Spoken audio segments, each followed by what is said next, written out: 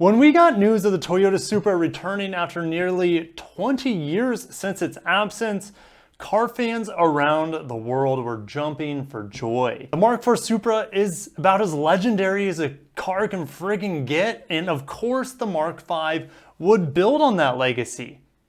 Or would it? When we found out that it was really just a reskinned BMW Z4, true fans of Japanese-made performance vehicles felt like we were punched in the gut. But alas, we knew it would drive well. We knew it was going to be fast, and it was definitely better than no Supra at all, right? I mean, right? But at least we would be able to row our own gears. Surely Toyota would throw us a bone, yet the manual transmission bone was never thrown to us. And while I don't need to relive the feeling of not having a 6-speed manual in the Supra, we have some good news. Just yesterday, life-giving news was brought to us like the Eagles coming to save us from the fires of Mount Doom. The manual transmission rumors for the Supra are really picking up some serious speed here, and in today's video we're going to dig into the most recent updates of this juicy rumor and talk about how easy it would be for Toyota/BMW to slot it right in, and when are we likely to see it as well.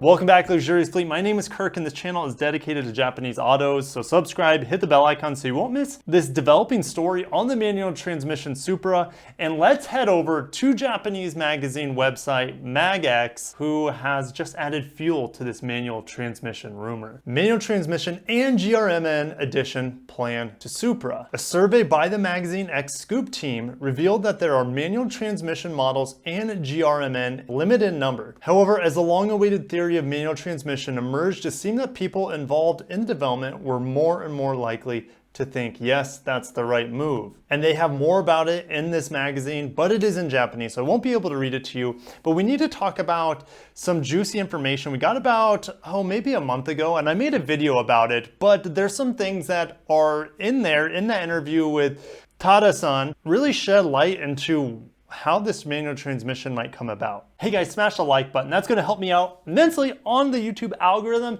And of course, we know if we get enough likes, Toyota is gonna bring the manual Supra, duh. Okay, so this rumor about a month ago, technically it was just a few days ago, Kirk, like 2 weeks, gosh. But the limited edition Toyota Supra rumored to get M3 engine in 2023. And the 200 unit run would be a final hurrah before Supra dies in 2025. By 2023, the S58, which is the engine in the M cars or the high-end M cars, the BMW M3, the X3M, and then the X4M have it as well. But by 2023, the S58 will be installed in all the places BMW has planned. According to the magazine, execs at M resisted, but Tada convinced the Germans to relent. It's also likely that more powerful versions of the S58 will have appeared by 2023. So they have two different tunings of this engine, 473 horsepower or 503 horsepower. And then this is telling right here, Tada telling Autoblog last year, with a sports car, the promise is to offer more performance with each additional version, and we expect additional versions pretty much every year. Now, the upcoming BMW M3, the new one coming out this year for the 2021 model, it's going to have two versions of this engine. The detuned version with the 473 horsepower is going to be offered with a 6-speed manual. So it's very possible they could port that over to the Supra. I don't see why not, right? And how easy would it be to port over a manual transmission into the Supra? Well, it's actually pretty darn easy, and there are a few ways they could do it. So let's head on over to Jalopnik. They had an article of January 30th of 2019 stating how not difficult it is to make this happen.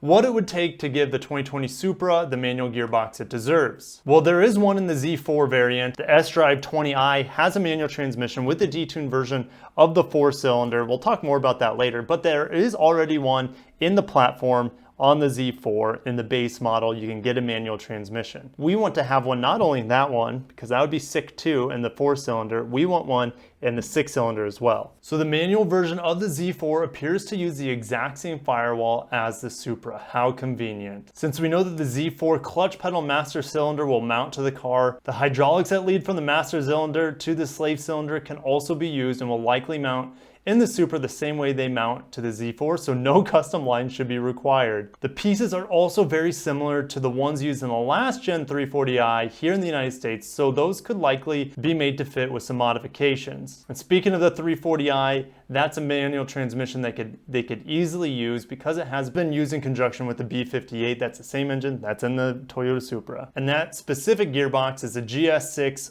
4BZ. Now the Supra produces a little bit more torque than that 340i did, but Jalopnik says that it shouldn't be an issue. That manual transmission is built pretty sturdy. It wouldn't have any issues handling it. And I could keep going on that Jalopnik article. I will post it in the description below, but I want to head over to my spreadsheet and kind of just dive deep into these options here. Okay, the far left is the 3-liter inline-6, the B58. 382 horsepower and 368 pound-feet of torque, at least in this year's model. We know that it got upgraded for 2020 compared to the 2019. Manual offered, yes. Of course, it's not currently offered in the Supra, but BMW did offer it in the 340i, and 2018 was the last year when they went to this newest generation of the 3 Series. They absolutely killed the manual transmission for it, which is like, come on, BMW. It's just like a sucker punch, man. Boom, right in the gut. The 2.0 Supra has this B48 inline-4, 255 horsepower, 295 pound-feet of torque. We currently see it in the base Z4, the S-Drive 20i. Now it has a detuned 197 horsepower, but I don't see why it couldn't handle an extra 50, 60 horsepower. And that would just be a dream come true to not only have a manual in the inline-6, but in the 4-cylinder as well. Now, what about the S58 3-liter inline-6, the range topping that we see in the M3s, the X3M, the X4M? Well, I mentioned earlier there's 2 different variants as of right now. There's that detuned version, which is still a ton of horsepower in the upper 400s, and then you have the 510 horsepower up to 510 horsepower in the top competition models. There's no manual offered yet, but like I said, it is coming to the upcoming M3, M4, and manual guys, and that should be the GRMN Supra. So the way Toyota likes to do things with the Supra, they came out with it the first year with like 330 horsepower. The very next year, they're like, screw you early adopters, we're gonna give it 50 more horsepower, and yeah, you can pay more for it if you want. Well, now they're like, how about here's a manual transmission, what you wanted, so we're gonna get even more money on it. And I get it. It's like the Supra at this point has just become a hype machine after people were kind of disappointed with it being made with BMW and no manual transmission. And guys, what do you think is most likely to happen with this manual transmission Supra? Do you think that they're going to like milk us, just milk us super bad? They offer the manual first in the turbo 4-cylinder, and they're like, oh yeah, it keeps the weight down, it's definitely more, you know, track friendly, things like that. And then a year later, they're like, oh yeah, we're also gonna finally add it. We had to tune things a little bit differently since, you know, we already had the turbo 4-cylinder with the manual and the Z4 20i. Oh, you know, it took us a year later to unroll it out to the inline-6. So that could be an extra milking there. And then at the end, they're gonna offer probably this GRMN with 500 horsepower. Once it's already kind of hit the products that BMW wanted to hit it with, they're like, okay, now it's your turn, Supra. We've already done kind of what we wanted to with this engine. Now it's your turn. And yes, you can actually put the 6-speed in it like we did with the M3. So I do think that it's coming at this point, but I'm not going to get my hopes up. I think it's totally possible at this point, and I think most of us would like to see it. And in terms of resale value, those manual transmission models are going to be much more sought after. No, they're not going to be as fast. We know that, but that's not the point. The manual transmission brings the car and the person together in ways an automatic or an electric car could never ever do. You get to learn the car, and that's why the MX-5 Miata has done so well over the years. Yes, it's a freaking super fun handling car and it has a drop top, but the manual transmission really speaks to the enthusiast. That car would always have, it always will. And it was sad to see that BMW canceled the manual transmission for the 3 Series, and it was really hard to swallow that the Supra would not get a manual transmission when it was announced a couple years back. Never give up hope, guys. There's always a chance. There's always a chance, and I think we got a good chance here. And before I let you guys go, a fun little Lexus article, because this channel is Toyota, Lexus, Subaru, etc., all the Japanese automakers. I want to touch on this real quick because I thought it was amusing.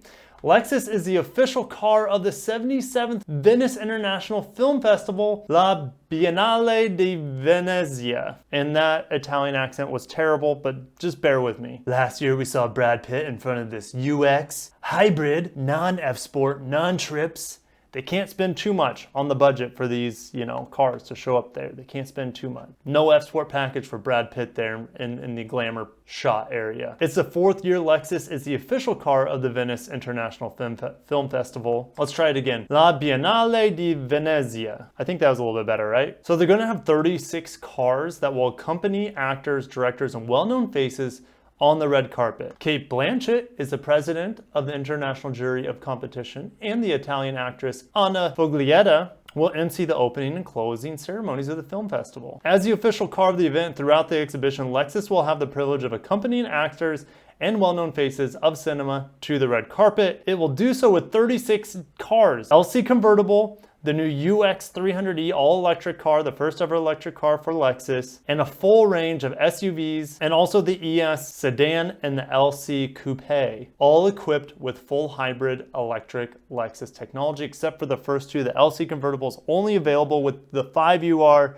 2UR GSE, the 471 horsepower engine straight from the gods of Mount Fuji, but they will have an LC coupe hybrid there, the LC 500H. And then everything else will be hybrid besides the UX 300H, which is not a hybrid, it's fully electric. But it's good to see that there's some sort of stuff happening in the world. Despite all that's going on, Lexus is still present amongst the upper elite of the world, people, special, famous, pretty faces. All right, guys, thank you so much for watching. Domo arigato gozaimasu, and I'll see you guys in the next video. As always, thank you so much for watching. Can't wait to see you in the comments. It's gonna be so much fun, and take care of yourself. Stay safe. Peace out.